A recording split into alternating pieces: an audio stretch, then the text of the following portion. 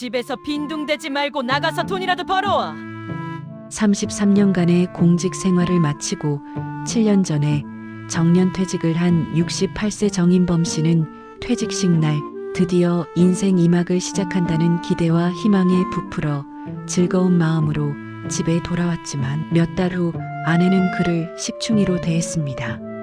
당신은 연금만 축 내면서 밥만 먹고 집에만 있는 쓸모없는 사람이야. 어디 가서 용돈이라도 벌어와. 이 말 한마디가 결국 그의 자존심을 무너뜨렸고 67세에 37년 결혼을 끝내고 원룸으로 쫓겨나게 됩니다. 지금부터 퇴직 후 아내에게 버림받은 정인범 씨의 사연을 들려드리겠습니다.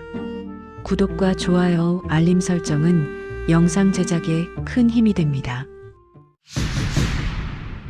고등학교를 졸업하자마자 공무원 시험에 매달렸고 어렵게 시험을 통과해 공직에 들어갔다.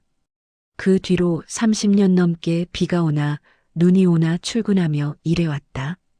큰 재산은 없었지만 연금은 매달 들어올 것이고 없는 월급을 쪼개서 저축도 꾸준히 해두었다. 퇴직 이후에 대한 준비는 끝났다고 믿었다. 퇴직만 하면 숨을 고르고 소소한 행복을 누리며 살 수 있을 거라고 확신했다. 하지만 퇴직은 끝이 아니라 다른 시작이었다. 그리고 그 시작은 생각보다 차갑고 견디기 힘들었다. 집에 돌아온 뒤부터 그의 하루는 쉬는 시간이 아니라 눈치의 시간이 되었다. 퇴직 후 첫 달, 그는 여전히 30년의 습관 때문에 새벽녘 눈이 떠졌다. 조용한 거실에서 신문을 펼치고 커피 한 잔을 마시는 일은 작은 낙이었다. 그런데 아내는 그 모습을 편안하게 받아들이지 못했다. 집에 있는 남편이 익숙하지 않았고 남편이 아무것도 하지 않는 것처럼 보이는 순간을 못 견뎌 했다.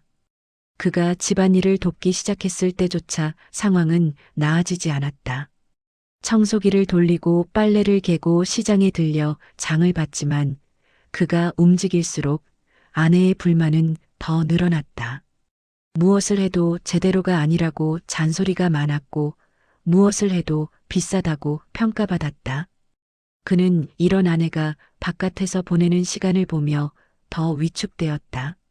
아내는 친구들과 등산을 가고 여행을 다니고 브런치 카페에서 웃는 사진들을 찍었다. 아내의 일상은 활기가 넘쳤지만 그 활기 속에 남편이 끼어들 자리는 없었다. 그는 점점 집안에 혼자 남겨졌다. TV를 켜도 재미가 없고 책을 펼쳐도 글자가 들어오지 않았다. 그가 무료한 시간을 버티는 방식은 그저 시간이 가기를 기다리는 일뿐이었다. 어느 날부터는 끼니마저 눈치를 봐야 했다.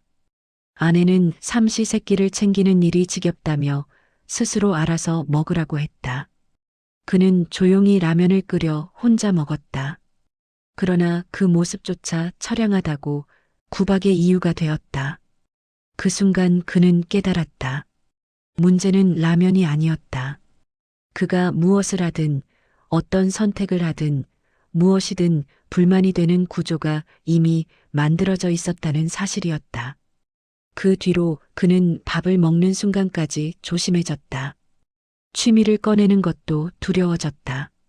낚시를 생각하면 돈이 든다는 말이 돌아왔고 문화센터를 생각하면 쓸데없는 지출이라는 평가가 붙었다.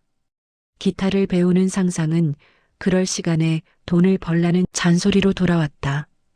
그에게 남은 역할은 한 가지로 정리되어 갔다. 여전히 돈을 벌어와야 하는 사람.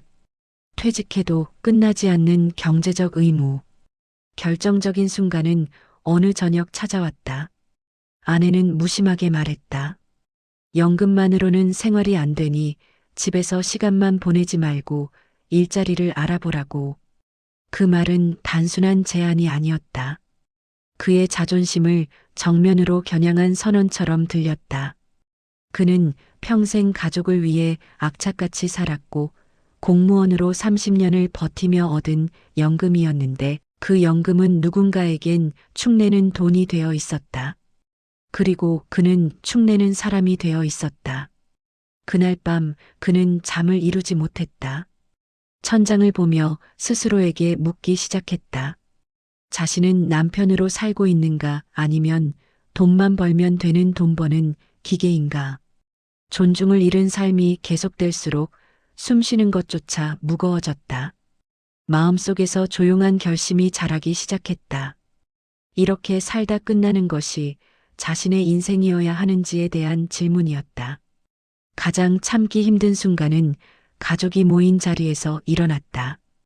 딸과 사위, 손주까지 함께 식사를 하던 날, 그는 오랜만에 사람 사는 집에 온기를 느꼈다. 그런데 그 자리에서 아내는 남편을 깎아내렸다. 연금만 믿고 하루 종일 집에 있다는 말, 아내가 없으면 밥 한 끼도 못 챙긴다는 말. 식탁 위의 공기는 얼어붙었다. 딸은 어색하게 웃으며 고개를 숙였고 사위는 화제를 돌리려 애썼다. 손주는 순진한 목소리로 물었다. 할아버지 이제 백수냐고. 그는 웃으려 했지만 얼굴 근육이 굳었다. 그 자리에서 그는 한순간에 무능한 노인으로 정리되어 버렸다. 평생의 시간이 조롱거리로 바뀌는 데는 단 몇 초면 충분했다. 그날 이후 그는 확실히 알았다. 정만으로 버티는 단계는 끝났다는 것을. 그는 처음으로 냉정한 계산을 시작했다. 통장을 꺼내고 자산을 확인하고 앞으로의 삶을 숫자로 그려보기 시작했다. 재산을 나누면 자신에게 남는 것은 무엇인지, 어디서 어떻게 살아야 하는지, 병원비와 생활비는 어떻게 감당할지. 두려움은 컸지만 동시에 명확해지는 것도 있었다. 돈은 줄여서 살 수 있다. 하지만 존중 없는 삶은 더는 견딜 수 없다. 며칠 뒤 아내는 친구들과 해외여행을 떠나겠다고 했다. 떠나기 전날 그는 또 한 번 자신이 남편이 아니라 쓸데없는 관리 대상이라는 사실을 확인했다. 아내는 남편에게 미안함을 보이지 않았다. 오히려 혼자 버티며 아내 자신이 얼마나 힘든지 느껴보라는 식이었다. 그 말이 이상하게도 그의 마음을 더 단단하게 만들었다. 남아있던 미련이 마지막에 정리되는 느낌이었다. 아내가 여행을 떠난 지 이틀째, 그는 변호사 사무실 문을 열었다. 40년 세월을 끝내겠다는 말을 꺼내는 건 생각보다 어려웠다. 하지만 그는 말했고 변호사는 현실을 설명했다. 연금과 저축, 부동산은 재산분할 대상이며 집을 정리해 나누는 방식이 가장 현실적이라는 이야기였다. 그는 가슴이 철렁 내려앉는 동시에 마음속에서 결론이 굳어지는 것을 느꼈다.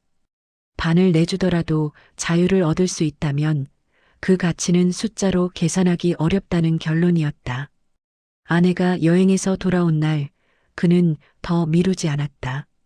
아내는 쇼핑백을 들고 환한 얼굴로 들어왔고 누구 남편은 여행에서 가방 사라고 돈을 줬다느니 하는 다른 사람과의 비교와 곧바로 잔소리가 이어졌다.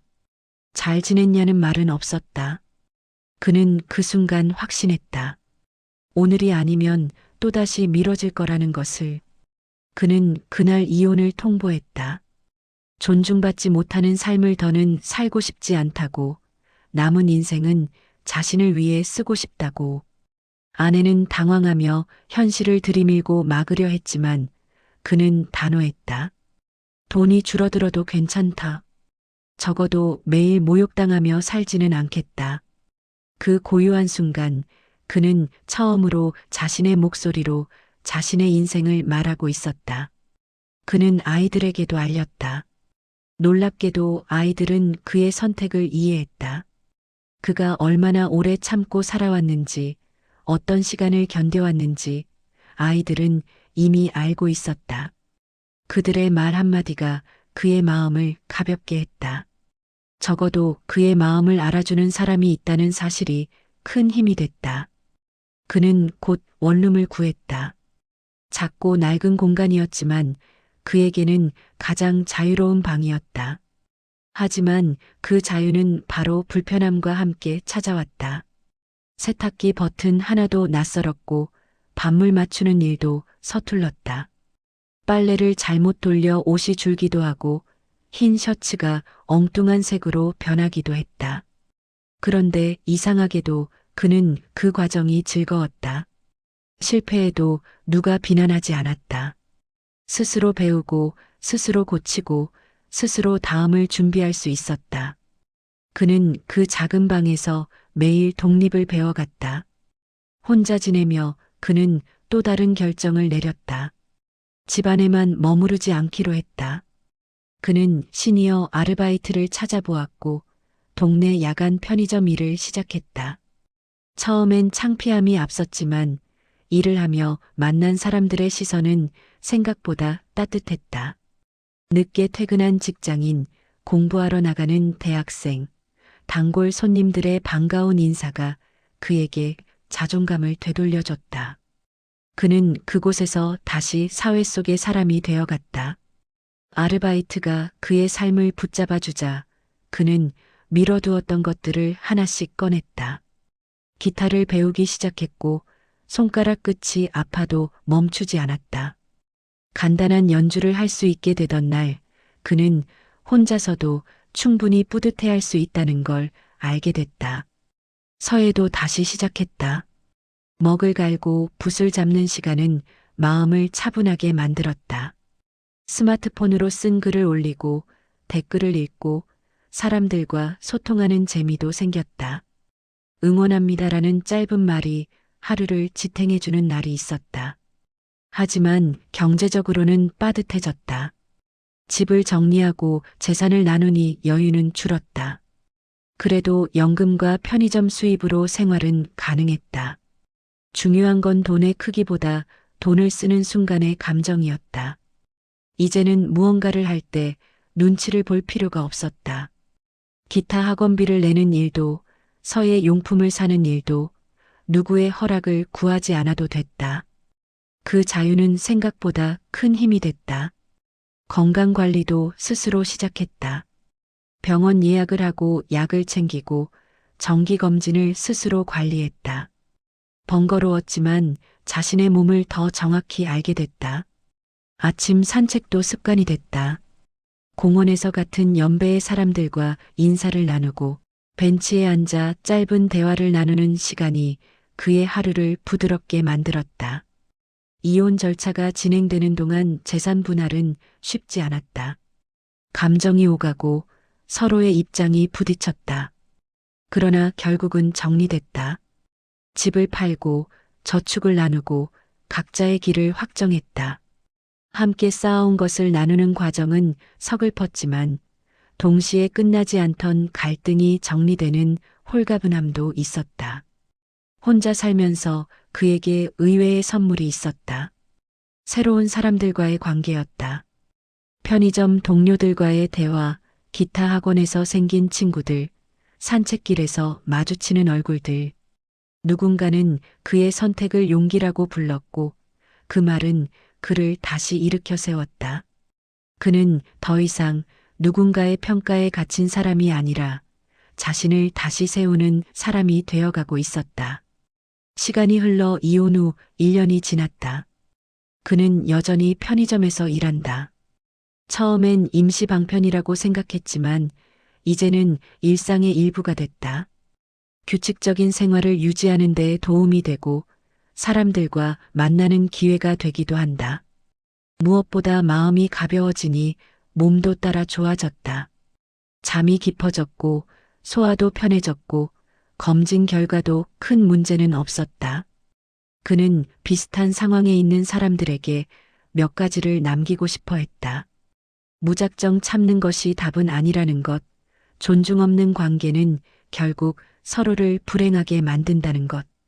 선택을 고민한다면 감정만이 아니라 숫자도 함께 봐야 한다는 것. 재산 분할과 주거, 생활비를 구체적으로 계산해야 두려움이 줄어든다는 것. 혼자 사는 기술은 미리 익혀두면 도움이 된다는 것. 요리와 청소, 빨래는 두려운 기술이 아니라 삶의 기본기라는 것. 그리고 혼자 산다는 것이 곧 외로움이라는 뜻은 아니라는 것, 오히려 건강한 관계를 새롭게 만들 기회가 될 수 있다는 것. 마지막으로 자신만의 시간을 소중히 여기라는 것.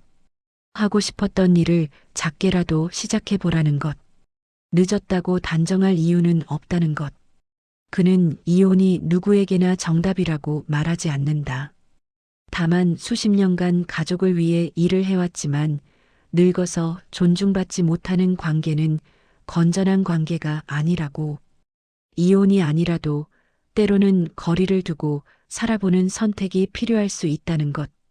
노후는 누군가의 눈치로 채워지는 시간이 아니라 스스로의 선택으로 채워져야 한다는 것. 그는 지금도 아침에 눈을 뜨면 하루를 스스로 결정할 수 있다는 사실에 안도한다. 돈은 절반으로 줄었을지 몰라도 숨 쉴 수 있는 공간과 마음의 자유는 몇 배로 늘었다. 67세에 새로운 시작을 맞이했다는 사실이 두렵지 않다.